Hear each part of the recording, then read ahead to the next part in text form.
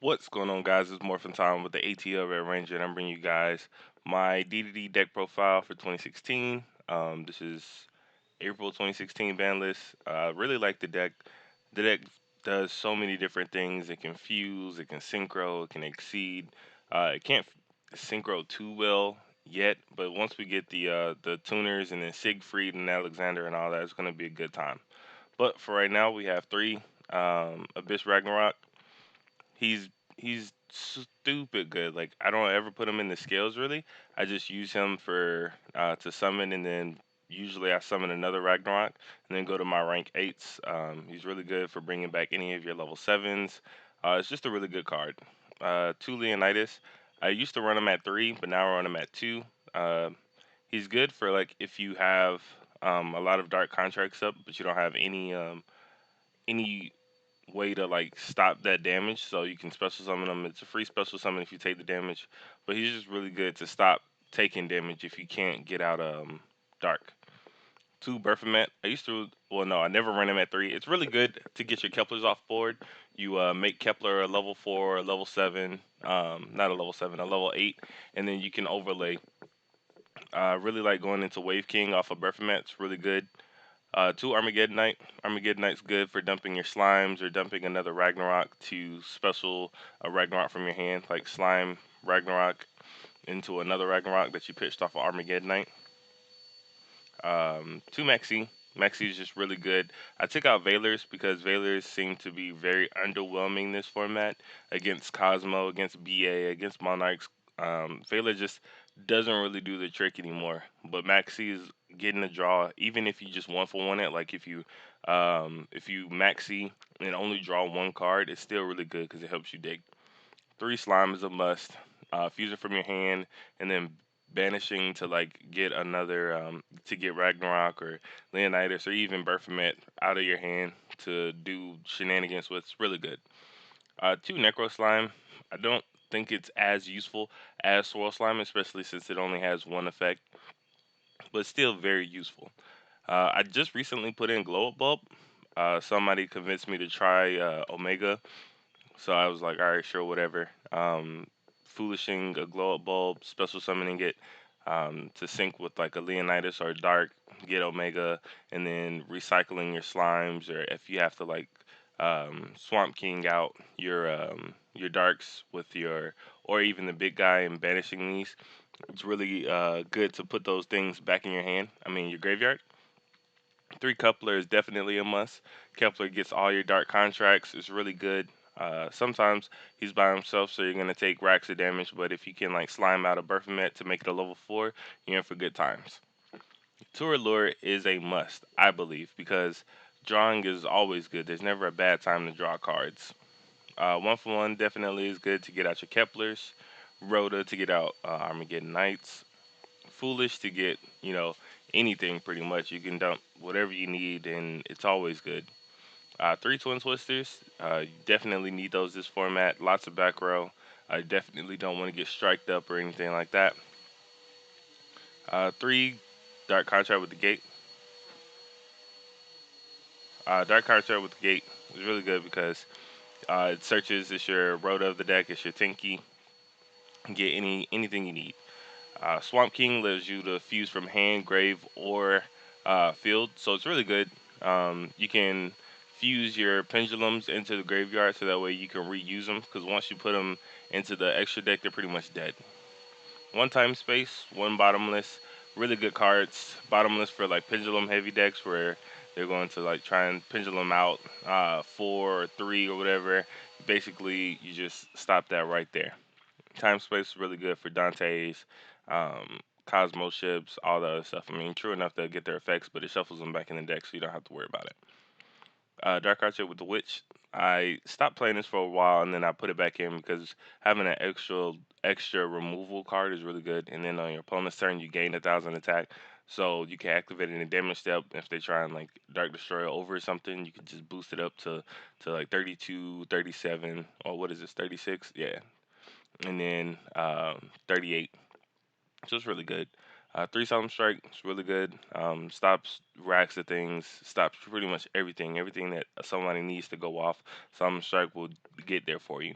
And then, of course, Solemn Warning. My extra deck is a little unconventional. Most people probably would hate my extra deck, but I really like it. I have one Oblivion King, your big dude. He doesn't target. He bounces Dark Contract or one of your DD monsters, and then equips one of your opponent's monsters if they have two or more, and then he gains the attack. So it's really good for finishing games, getting over problem cards like Dark Destroyer, things like that. Dark is the backbone, the spine of the deck. You need Dark Contract to mitigate this damage. It turns it into to negative, turns negatives into positives. So Dark is really good. Cypher Lord Omega bounces back all of your banished cards into the graveyard, which is really good. So you can reuse your Swirl Slimes, your Necro Slimes. People probably hate this card, but Seven Sins I feel like is just really really good. You can It's really easy to get out rank eights like Hope Titanic dude and Lancelot and even Kali Yuga. They're just really good rank eights. This dude negates. He can attack, and then if he inflicts damage, he pops a card, which is extremely good, and then he can negate the first thing that happens. Sometimes it's kind of bad because if your opponent doesn't do anything, he'll negate what you do. So you just have to sit on Lancelot. Um, Titanic dude, he negates spell cards and then he equips it or whatever. That's really good as well. Kali Yuga is just a monster. He negates everything on field when he steps up on the field, and then you can't activate anything on field for the rest of the turn.